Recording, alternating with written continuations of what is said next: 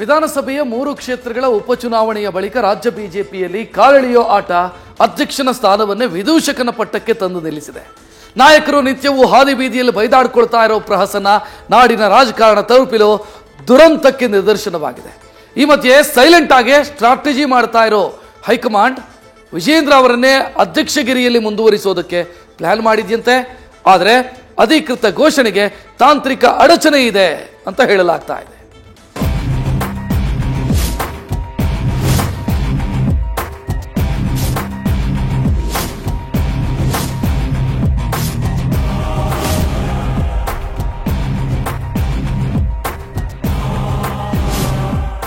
ಮಾಜಿ CM BS Yediyurappa ಉತ್ತರಾಧಿಕಾರಿ B Y Vijayendra ರಾಜ್ಯಾಧ್ಯಕ್ಷ ಪಟ್ಟದಲ್ಲಿ ಮುಂದುವರಿಯುವುದು ಬಿಜೆಪಿಯ ಕೆಲ ತಲೆಗಳಿಗೆ ಒಗ್ಗದ ಸಂಗತಿ.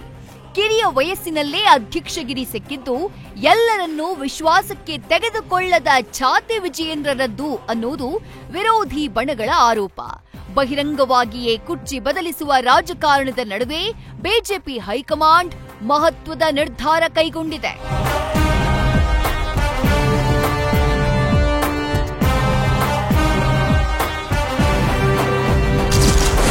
ವಿಜಯೇಂದ್ರ ಮುಂದುವರಿಸಲು ಹೈಕಮಾಂಡ್ ನಿರ್ಧಾರ.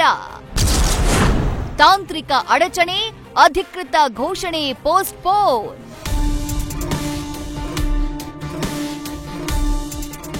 ರಾಜ್ಯ ಬಿಜೆಪಿಯಲ್ಲಿ ಅಧ್ಯಕ್ಷರ ಬದಲಾವಣೆ ರಾಜಕೀಯ ಗೊಂದಲ ಮುಂದುವರೆದಿದೆ.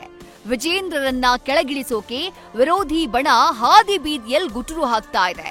ಆದರೆ ಈ ಮಧ್ಯೆ ಬಿಜೆಪಿ ರಾಜ್ಯಾಧ್ಯಕ್ಷರ ಆಯ್ಕೆಗೆ ಚುನಾವಣೆ ನಡೆಯಲಿದೆ ಎನ್ನುವ ಚರ್ಚೆ ಕಮಲ ಪಾಳ್ಯದಲ್ಲಾಗ್ತಾ ಇತ್ತು.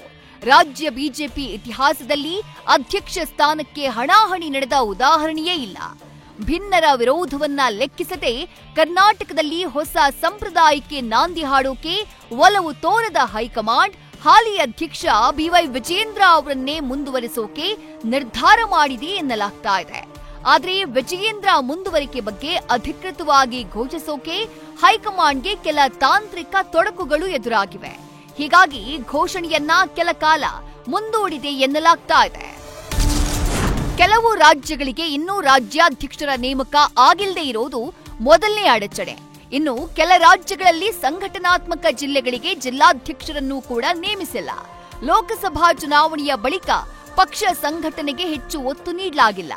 ಒಟ್ಟು 39 ಸಂಘಟನಾತ್ಮಕ ಜಿಲ್ಲೆಗಳಲ್ಲಿ 23 ಜಿಲ್ಲೆಗಳಲ್ಲಿ ಜಿಲ್ಲಾಧ್ಯಕ್ಷರ ಆಯ್ಕೆ ಮಾಡಬೇಕಾಗಿದೆ. 50% ಜಿಲ್ಲಾಧ್ಯಕ್ಷರ ಆಯ್ಕೆಯಾದ್ರೆ ರಾಜ್ಯಾಧ್ಯಕ್ಷರ ನೇಮಕ ಸುಗಮವಾಗಲಿದೆ. ಈ ಮಧ್ಯೆ ಬಿವೈವಿ ವಿರೋಧಿ ಬಣ ಫುಲ್ ಆಕ್ಟಿವ್ ಆಗಿದ್ದು ವರಿಷ್ಠರ ಮೇಲೆ ಒತ್ತಡ ಹೇರ್ತಾ ಇದೆ. ಬಿಜೆಪಿ ರಾಷ್ಟ್ರೀಯ ಅಧ್ಯಕ್ಷರ ಆಯ್ಕೆಯಲ್ಲಿ ಕೆಲ ತಾಂತ್ರಿಕ ಸಮಸ್ಯೆಗಳಿದ್ದು ಇದೆಲ್ಲ ಸರಿಪಡಿಸುವ ಅನಿವಾರ್ಯತೆ ಹೈಕಮಾಂಡ್ ಮೇಲಿದೆ. ಹೀಗೆ ಸಾಲು ಸಾಲು ಕಾರಣಗಳು ರಾಜ್ಯ ಬಿಜೆಪಿ ರಾಜ್ಯಾಧ್ಯಕ್ಷರ ಆಯ್ಕೆ ಮತ್ತಷ್ಟು ವಿಳಂಬವಾಗುವಂತೆ ಮಾಡಿದೆ. ಈ ವಾರದಲ್ಲಿ ಎಲ್ಲವೂ ಬಗೆಹರಿಯಲಿದೆ ಅಂದುಕೊಂಡಿದ್ದು ಈ ತಿಂಗಳಾಂತ್ಯದವರೆಗೂ ಮುಂದೂಡಿಕೆಯಾದ್ರೂ ಅಚ್ಚರಿಯಿಲ್ಲ ಎನ್ನಲಾಗ್ತಾ ಇದೆ.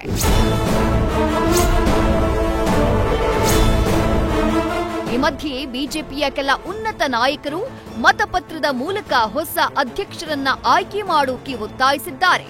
ಇತ್ತ ವಿಜಯೇಂದ್ರ ವಿರುದ್ಧ ಸಮರ್ಥ ನಾಯಕತ್ವ ರಚಿಸೋಕೆ ಯತ್ನಾಳ್ ರಮೇಶ್ ಜಾರಕಿಹೊಳಿ ಬಣ ಹೆಣಗಾಡ್ತಾ ಇದೆ.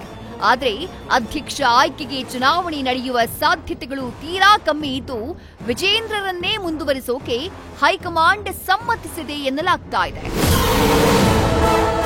Madhusudan, political bureau, news first.